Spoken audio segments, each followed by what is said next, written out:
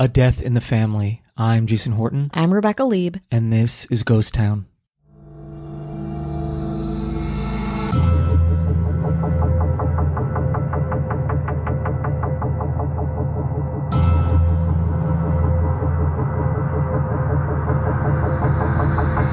Just 7 miles west of downtown Chicago is Gage Park, a grandiose melting pot founded in 1840 by the Gage family. The area welcomed Germans, Polish, Lithuanians, Czech immigrants. As Gage Park grew, the city of Chicago annexed the burgeoning township, making it one of the more dynamic and diverse communities in its orbit. But organized crime, among other complicated community issues, soon seeped in, creating a climate for what we're talking about today, a brutal string of homicides that forever changed the identity of the area. Today, we're talking about the Gage Park murders.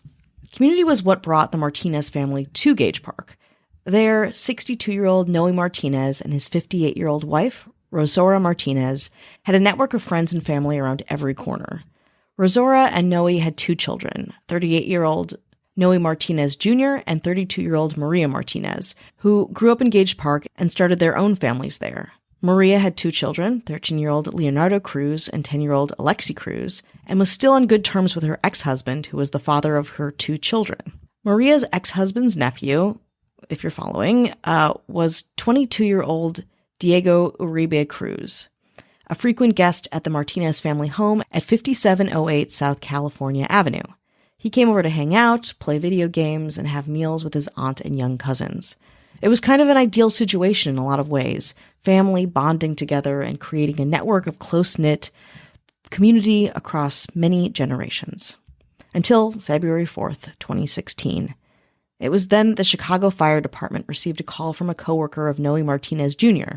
The coworker was concerned. His usually punctual and responsible friend and colleague hadn't shown up to work in 2 days. The police dispatcher said he would send officers and the fire department by the Martinez home just to check. A short time later, the Chicago Fire Department and Chicago PD arrived at 5708 South California Avenue to perform a wellness check on Noe Martinez Jr. and his family. Before the police entered the house, an officer glanced through the window and saw the legs of an unresponsive person barely protruding from the floor behind a couch. Still, Chicago PD looked around some more and saw no signs of forced entry. At 1:05 p.m., a fireman finally opened the front door and police officers entered the house. Initially, in the home's entryway, there is nothing out of place. But as law enforcement round the corner to the living room, that changes fast. Officers are shocked at a sight more horrific than they imagined. A motionless, blood-covered body on the floor. Nearby, there is a second body. Officers pause and immediately call for additional support and medical personnel on the police scanner. Quote, "Roll ambulance this way, we got people passed out. I don't know if they're dead or what. Send the Sarge over here. It is a bloody mess." The lifeless bodies appear to be that of a young teenage boy and an older man. Blood and wounds suggest that the victims had been brutally stabbed. Of course, officers suspect that these may be Martinez family members, but they don't know for sure. Not yet. It could be a break-in gone wrong. They check for a pulse, but find nothing. Even for experienced police officers, the sight of such a young and old victim is painful and confusing to see. And even worse, photos all over the Martinez house help officers quickly identify the victims as 13-year-old Leonardo Cruz and 62-year-old Noe Martinez. Bear in mind, this is only the entryway, the first part of the Martinez home. As officers proceed, they can only imagine what they'll find in the rest of the house. First, they check the basement. Walking downstairs into the house's foundation, they find more victims. At the bottom of the stairs, there is the dead body of a female victim, presumed to be in her 50s or 60s. A few paces away, on the basement floor, there is another body. This victim appears to be a very young boy, perhaps 8 to 12 years old. Both victims were stabbed.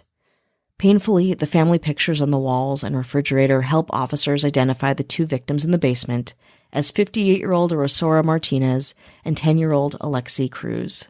Unfortunately, it does not end there. Officers walk back upstairs and up to the second floor of the Martinez home. There, they find the body of a 30-something female with injuries consistent with multiple gunshot wounds to the head.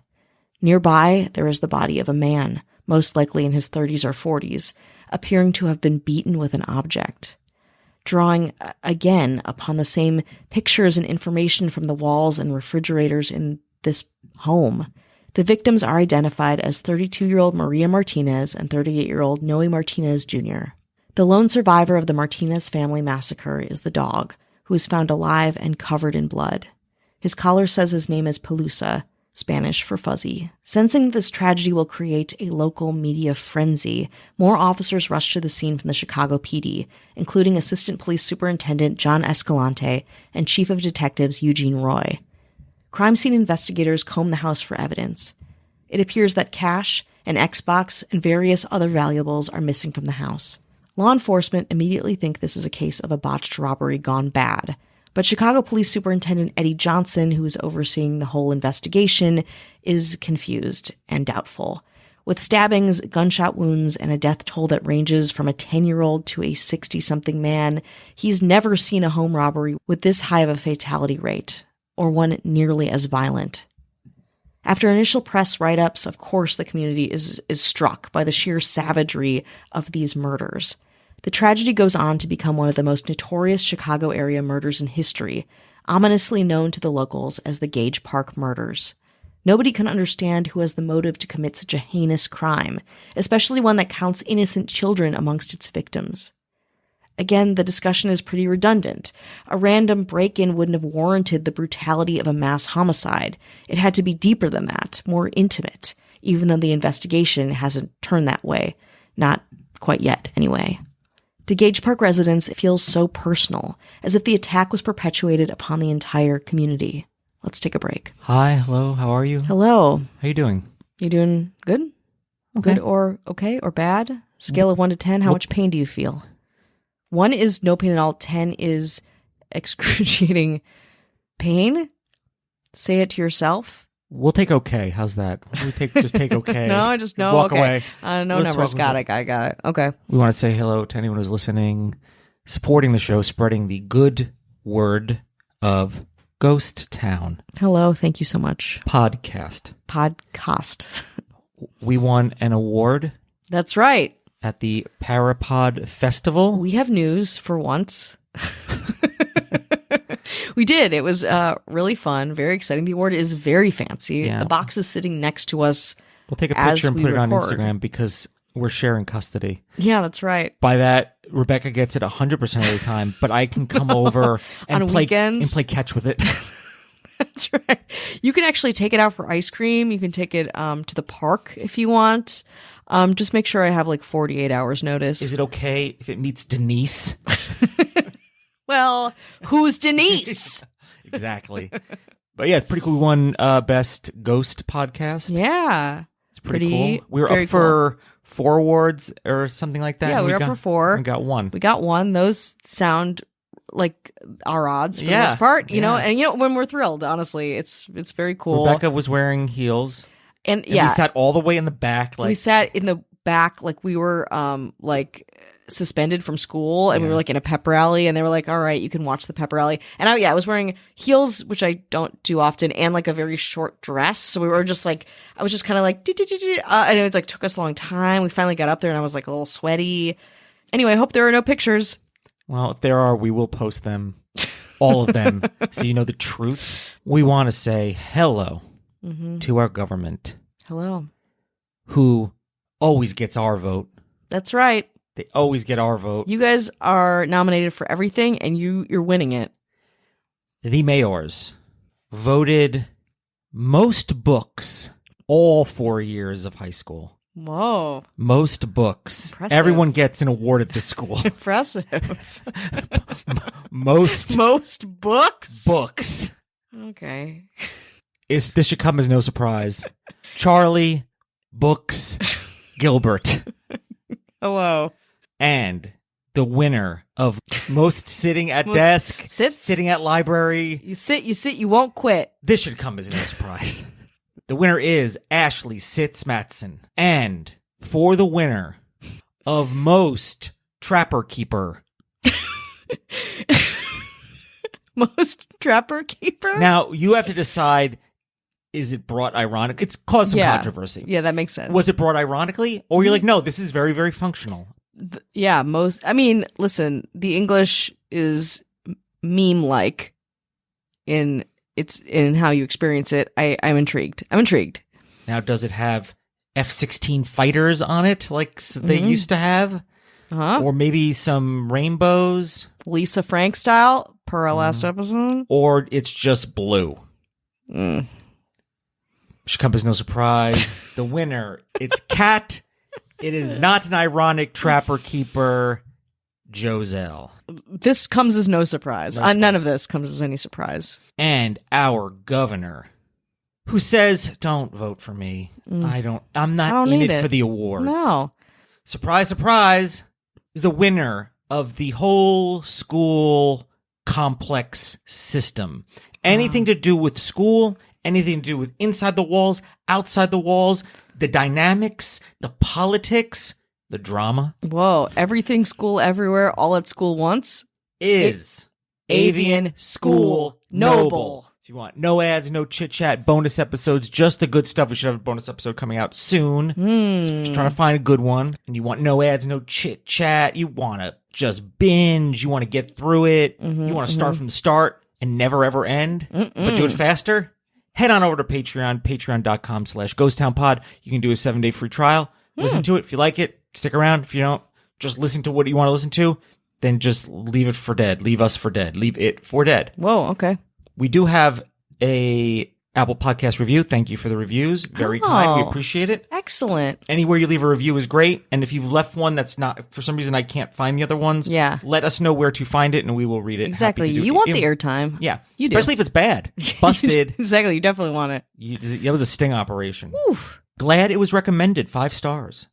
The stories are very interesting, and I like the variation with the short mini episodes.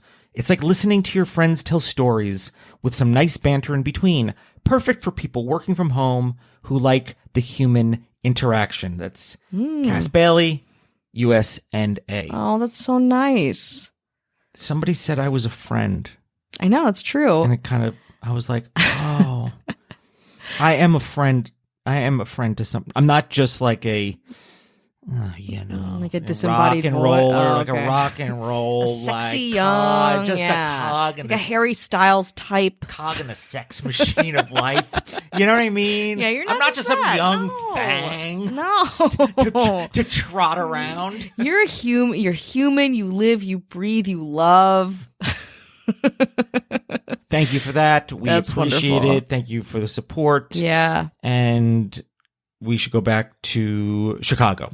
Let's get back to Chicago. Again, it's very nice to have these little breaks, especially for an episode like this, which gets a little dark. So I appreciate it too. So we are back to Gage Park, where the Martinez family murders are being investigated. With no clear motive and no weapon, the Chicago police entertain multiple theories. Of course, like I said before, the botched robbery. Maybe even gang activity, organized crime. This is also pretty rampant in the area. Chicago PD starts talking to surviving family members, neighbors, friends, and work associates in hopes that these conversations can generate any actionable leads. They learn some things. One, that nobody from the immediate Martinez family has been seen or heard from in the last 48 hours. That's important.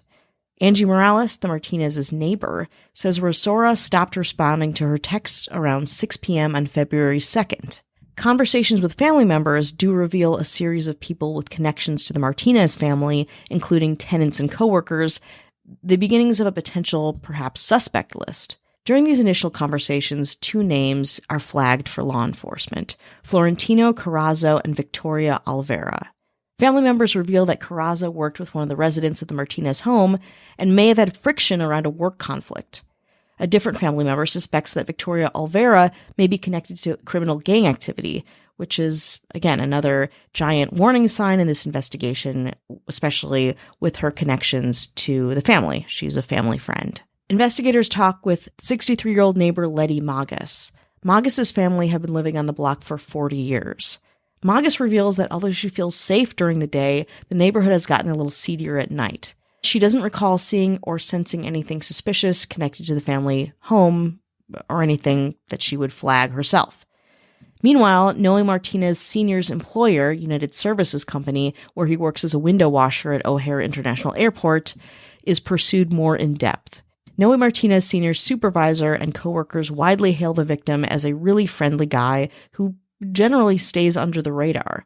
Detectives learn that the Martinez patriarch also owned a residence on the south side of Chicago.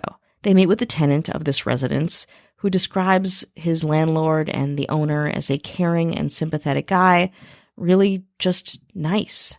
As some paths of inquiry lead to a dead end, authorities focus on the other people of interest. They learn more about Carrazzo and that he had a work-based relationship for years with several members of the family. They also learn that Carrazzo has in fact had several disagreements with a resident of the home. It doesn't say which one. And some of these disagreements, these interactions, had gotten pretty heated. But a check of Carrazzo's criminal background reveals nothing aside from the normal, general petty violations that one might have. Detectives then turn their focus on the potential gang connection and dig deeper on Alvera. They confirm that she's been renting a house from Martinez Sr. She had a distant but cordial relationship with the owner and landlord, Martinez. Her record is clean, but several, quote, associates of hers pop up in the Chicago criminal database, and detectives delve more into that and her background. Meanwhile, authorities revisit some initial theories, including perhaps the mob, gang activity, a robbery gone wrong, and other family members. Still, the lead detectives, and of course most everybody, feels that this brutal crime must be a person that is intimately connected to the family. Years of experience tell Superintendent Johnson and Chief of Detectives Roy that it was odd that there was only one victim that was shot, Maria Martinez. Even more noteworthy and perhaps perplexing, they wondered why it was her, as opposed to her father, the patriarch of the family, the man who owned the property. Who would want Maria Martinez specifically shot dead? Police question and re-question those close to the Martinez family again, over and over, trying to find some kind of lead. We've got Maria's ex-husband, Diego Uribe Cruz, Angie Morales, etc. They even questioned Diego Uribe Cruz's girlfriend, 19-year-old Japheth Ramos. Was Maria Martinez's ex secretly jealous of his ex-wife and moved on with her life? Did Angie Morales or a neighbor with a spare key let someone into the house and something happened in that way? Nobody really seemed like that strong of a suspect. Nobody involved even had a criminal record. Eventually, investigators get that unexpected break that they needed. A notoriously tight-lipped and elusive neighbor named Lourdes Oliva, Ramos's caretaker, surfaces and finally cooperates with the investigation. She's scared, but her information proves invaluable and narrows down these suspects considerably. Oliva says that there's tension between Maria Martinez over her divorce from her ex-husband. In addition, she says Martinez's nephew, Uribe Cruz, was actually pretty scary and very controlling of his young girlfriend. Cruz didn't allow his 19-year-old girlfriends to take showers, put on makeup, or leave their home without his permission. Oliva's statement proves helpful, but enough to implicate a person or people for murder? Chicago PD Officer Roy eventually asks all family members in the area for DNA samples. Everyone readily consents to a DNA test, eager to help cooperate and move the investigation forward. The family DNA samples creates another breakthrough that the investigation desperately needs. When the Martinez family DNA evidence comes in, it surprises everybody. Under Maria Martinez's fingernails is the DNA of her nephew Diego Uribe Cruz. Family members cannot believe it. The fun, gregarious cousin, a killer? Uribe Cruz was always hanging out at the Martinez home. He was part of the family. He was blood. Could it be a mistake? But Uribe Cruz is further implicated when police obtain cell phone records that put him in the area at the time of the murders. And he wasn't alone. What law enforcement finds is that Uribe Cruz's shy, girlish 19-year-old girlfriend is also complicit in the familicide. The cell phone records of Japheth Ramos put her right next to Uribe Cruz at the time and at the scene of the crime. On May 18th, Diego Uribe Cruz and Japheth Ramos were arrested in their home in front of their 1-year-old child. Both Cruz and Ramos soon confessed, giving horrific insight into the minds of a killer and his accomplice. Together, they revealed what happened on that fateful, tragic day. They say that in the days leading up to the murders, they were broke, really broke. Uribe Cruz and Ramos needed money for milk, diapers for their son, and were saving up to buy a car. With no fast answer, the two decided to rob the Martinez family. So on the afternoon of February 2nd, Diego Uribe Cruz and Japheth Ramos arrived at the Martinez household with the intention of a quick robbery. As family members and frequent visitors, the two are immediately let in and, of course, welcomed by Maria Martinez. But then Maria realizes something is really wrong about the impromptu visit. It's not friendly at all, and has a hard and fast agenda. As the three walk up to the second floor, Uribe Cruz asks Maria for money. Uribe Cruz told police that he had, quote, had a lot of anger over how Martinez had treated his uncle. The two had divorced, of course, amicable as far as most people thought. Martinez says no, she can't lend him any money, and she wants him to stay, again, hang out with the family, but the two begin to argue. The disagreement escalates, and eventually Uribe Cruz shoots Maria 4 times in the head. At the sound of gunshots, Noe Martinez Jr. rushes upstairs, but Uribe Cruz meets him at the top of the stairs and beats him to death with the gun that killed his sister. Rosario Martinez also rushes upstairs and is pushed back down. Quickly, Uribe Cruz and Japheth Ramos grab knives from the kitchen and stab Rosario with them repeatedly. Then, in one of the cruelest details of the case, of many cruel details, in my opinion, Uribe Cruz and Ramos force his cousins, Leonardo and Alexi, to collect cash, an Xbox, and other valuables from around the house. Uribe Cruz then took his 10-year-old cousin Alexi to the basement and stabs him to death. He returns upstairs to 13-year-old Leonardo, who begs for his life. Despite his pleas, Uribe Cruz also stabs Leonardo to death. Uribe Cruz and Ramos then waited in the house for Noe Martinez Sr. to arrive back from a quick errand. The errand? Noe had brought back tamales and hot chocolate for the children. Noe Martinez sees Uribe Cruz and Ramos, and they begin to attack him. During his attack, he asks startled questions like, "Why are you killing me? I don't owe you anything." Uribe Cruz keeps beating and stabbing the 62-year-old man, fatally injuring him. Together, the couple leaves the house with a mere $550 in cash, the Xbox, and about $150 in valuables. Diego Uribe Cruz, who is only 22, and his girlfriend, Japheth Ramos, who is, again, 19, were both charged on 6 counts of murder. On October 5th, 2022, Diego Uribe was found guilty to the murders, and on November 7th, 2022, again, so many years later from when they were arrested to the sentencing, he is sentenced to life in prison. On December 6th, 2022, 25-year-old Japheth Ramos was sentenced to 25 years in prison. The action by the couple were called, quote, pure evil by prosecutors. I wish I could end this episode with a little bit of levity, but it is honestly pretty hard to do. Gage Park, as you might imagine, has permanently changed based on this incident, and according to Police Superintendent Johnson, everyone felt like it had lost this sense of community, this innocence that it once had. Quote, "In my 28 years, I haven't seen a case that has hit as close to home for myself and so many others in this department," he said. Hopefully, the sense of community is something that can be rebuilt over time, something that can honor the victims while creating a safer future for such a special, tight-knit part of Chicago.